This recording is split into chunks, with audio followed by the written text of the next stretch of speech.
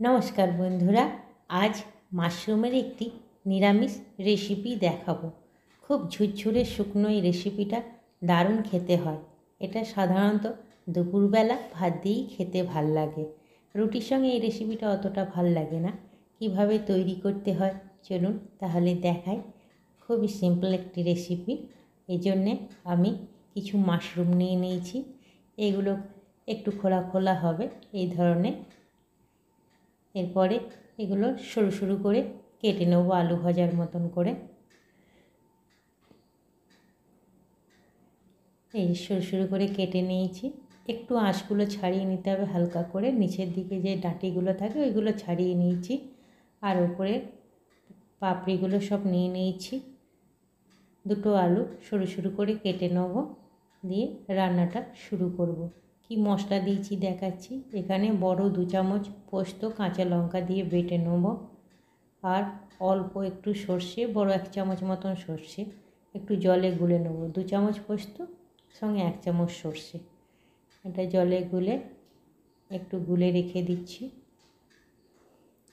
তারপরে কড়াইয়ে তেল বসিয়ে দেবো। তেলটা গরম হয়ে গেছে। এরপরে কালো জিরে দিয়ে দিলাম, দুটো লঙ্কা চিড়ে দিয়ে দিয়েছি। কালো জিরে আর লঙ্কা ভাজার গন্ধটা বেরোনো অবধি একটু ভাজতে হবে।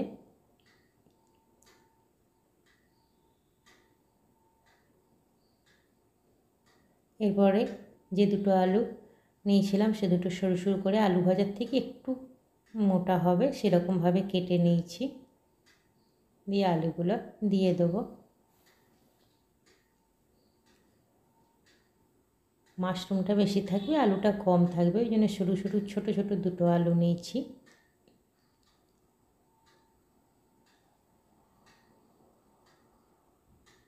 আলুটা একটু ভেজে ভেজে রাঁধতে হবে। এই তরকারিটা জল দেবো না, ওই জন্যে আঁচটা কমিয়ে দিয়ে ভাজছি যাতে ভেতরটা সেদ্ধ হয়ে যায়।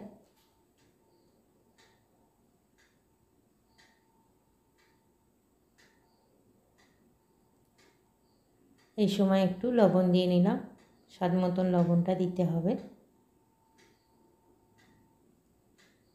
আবার একটু নাড়াচাড়া করে নিচ্ছি, লবণটা যাতে পুরো আলুটায় মিশে যায়।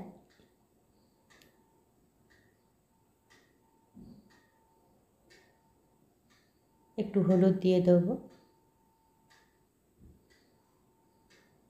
হলুদটা দিয়ে আবার একটু ভাজছি, পুরো আলুটায় মাখিয়ে নেব।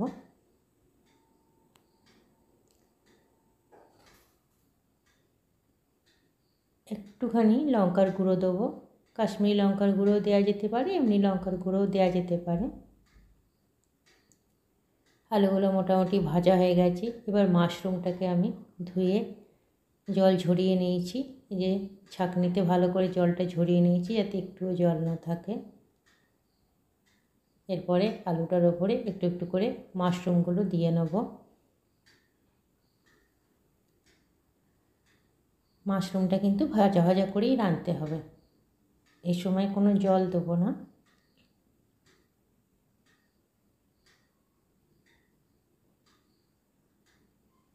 মাশরুম আর আলু একসাথে নাড়তে থাকবো, একটু বেশি নাড়তে হবে, সমানে নেড়ে নেড়ে রান্নাটা করতে হবে। এটা খুব সুন্দর খেতে হয় কিন্তু বন্ধুরা।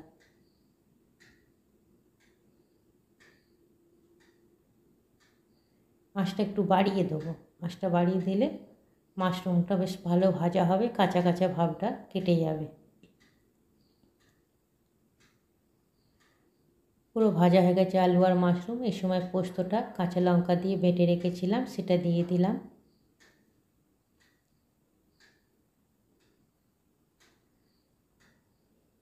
পোস্তটা মিশিয়ে মিশিয়ে নেব। পুরো মাশরুমের তেলটা টেনে গেছে, ওই জন্য শুকিয়ে যাচ্ছে। আবার নাড়াচাড়া করছি।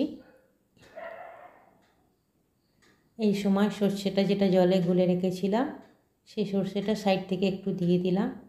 খুব অল্পই, যেটা জল দিয়ে গুলে রেখেছিলাম এইটুকুই জল দিতে হবে, আর জল দেওয়া যাবে না। সর্ষেটা শেষে দিচ্ছি যাতে তেতো না হয়ে যায়। এটাও মিশিয়ে দিচ্ছি। কয়েকটি লঙ্কা টুকরো টুকরো করে কেটে নিয়েছি, সেই লঙ্কাগুলোও দিয়ে দিচ্ছি। পোস্তটা লঙ্কা দিয়ে বেটেছিলাম বলে এখানে ওপর থেকে লঙ্কাগুলো টুকরো টুকরো করে দিয়ে দিলাম। দেখুন বন্ধুরা, কত সুন্দর একটা ডিশ তৈরি হয়ে গেছে। ভাত দিয়ে দারুণ খেতে লাগে। আপনারা প্লিজ একবার ট্রাই করবেন, আশা করি আপনাদের ভাল লাগবে। আর যদি ভাল লাগে প্লিজ আমার পাশে থাকবেন। নমস্কার।